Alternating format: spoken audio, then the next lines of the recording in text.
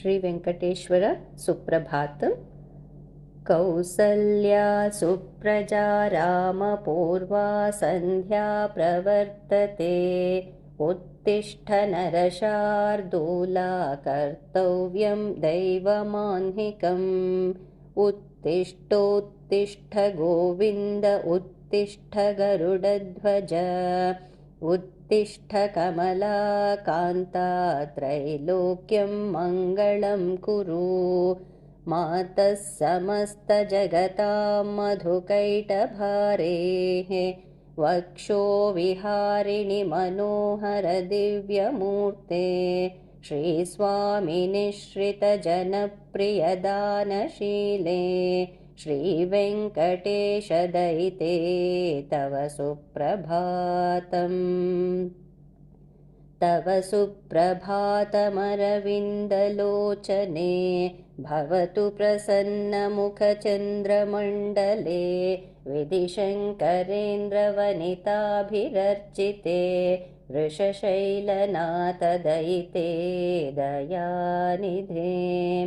अत्र्यादिसप्तऋषयः समुपास्य सन्ध्याम् आकाशसिन्धुकमलानि मनोहराणि।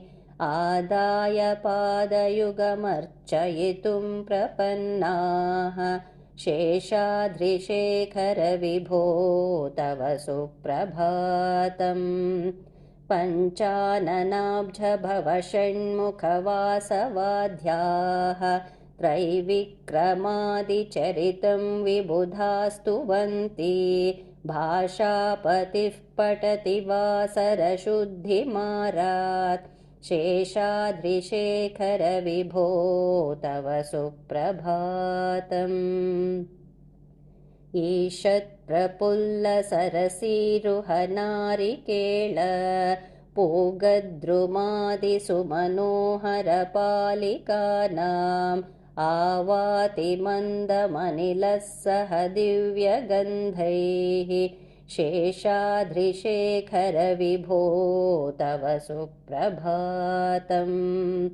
उन्मील्यनेत्रयुगमुत्तमपञ्जरस्थाः पात्रावसिष्ठकदलीफलपायसानि भुक्त्वा सलीलमथ केलिशुकाः पठन्ति शेषाद्रिशेखर विभो तव सुप्रभातम्। तन्त्रीप्रकर्षमधुरस्वनया विपञ्च्य गायत्यनन्तचरितं तव नारदोऽपि भाषासमग्रमसत्कृतचारुरम्यं शेषाद्रिशेखर विभो तव सुप्रभातम्।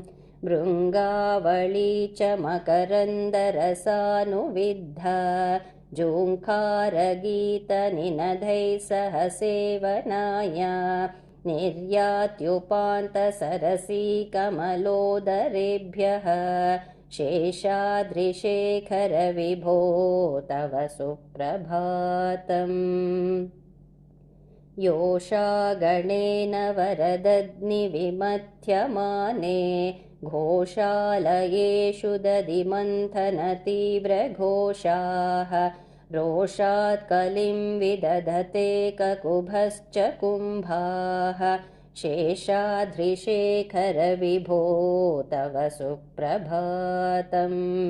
पद्मेशमित्रशतपत्रगताळिवर्गाः हर्तुं श्रियं कुवलयस्य निजाङ्गलक्ष्म्याः भेरीनिनादमिव बिभ्रति तीव्रनादं शेषाद्रिशेखर विभो तव सुप्रभातम्। श्रीमन्नभीष्टवरदाखिललोकबन्धो श्री श्रीनिवास जगदेकदयैकसिन्धो श्रीदेवतागृहभुजान्तरदिव्यमूर्ते श्रीवेङ्कटाचलपते तव सुप्रभातम्। श्रीस्वामी पुष्करिणि काप्लवनिर्मलाङ्गाः श्रेयार्तिनो हरविरिञ्चि सनन्दनाध्याः द्वारे वसन्ति वरनेत्रहतोत्तमाङ्गाः श्रीवेङ्कटाचलपते तव सुप्रभातम् श्रीशेषशैलगरुडाचलवेङ्कटाद्रिनारायणाद्रिवृषभाद्रिवृषाद्रिमुख्याम् अख्यां त्वदीयवसतेरनिशं वदन्ति श्रीवेङ्कटाचलपते तव सुप्रभातम् सेवापरा शिवसुरेशकृशानुधर्मा रक्षोऽम्बुनाथ पवमानदनाधिनाथाः बद्धाञ्जलिप्रविलसन्निजशीर्षदेशाः श्रीवेङ्कटाचलपते तव सुप्रभातम् धाटीषु ते विहगराज मृगाधिराज नागाधिराज गजराज हयादिराजाः स्वस्वाधिकारमहिमाधिकमर्तयन्ते श्रीवेङ्कटाचलपते तव सुप्रभातम् सूर्येन्दुभौमबुधवाक्पतिकाव्यशौरी स्वर्भानुकेतुर्दिविषत्परिषत्प्रधानाः त्वद्दासदासचरमावधिदासदासाः श्रीवेङ्कटाचलपते तव सुप्रभातम् तत्पादधूलिभरितस्फुरितोत्तमाङ्गाः स्वर्गापवर्गनिरपेक्षनिजान्तरङ्गाः कल्पागमाकलनयाकुलतां लभन्ते श्रीवेङ्कटाचलपते तव सुप्रभातम् त्वद्गोपुराग्रशिखराणि निरीक्षमाणाः स्वर्गापवर्गपदवीं परमां श्रयन्तः मर्त्या मनुष्यभुवने मतिमाश्रयन्ते श्रीवेङ्कटाचलपते तव सुप्रभातम् श्रीभूमिनायकदयादिगुणामृताब्धे देवादिदेव जगदेकशरण्यमूर्ते श्रीमन्ननन्तगरुडाधिभिरर्चिताङ्ग्रे श्रीवेङ्कटाचलपते तव सुप्रभातम्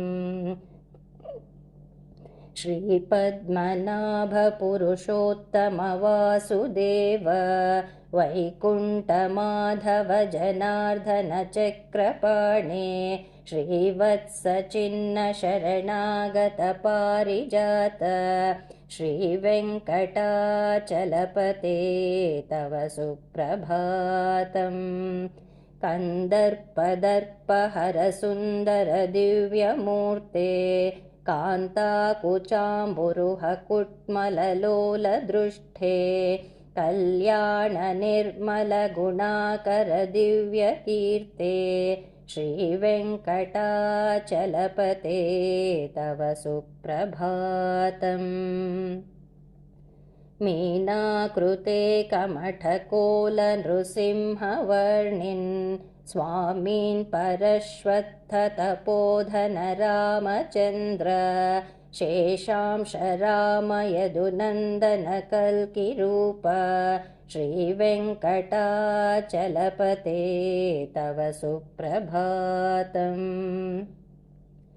एलालवङ्गघनसारसुगन्धितीर्थं दिव्यं वियत्सरिति हेमघटेषु पूर्णं धृत्वाद्यवैदिकशिखामणयः प्रहृष्टाः तिष्ठन्ति वेङ्कटपते तव सुप्रभातम् भास्वानुदेति विकचानि सरोरुहाणि सम्पूरयन्ति निनदैककुभो विहङ्गाः श्रीवैष्णवा सततमर्तितमङ्गलास्ते धामाश्रयन्ति तव वेङ्कटसुप्रभातम् ब्रह्मादयः सुरवरः समहर्षयस्ते सन्तः सनन्दनमुखास्त्वत्थयोगिवर्याः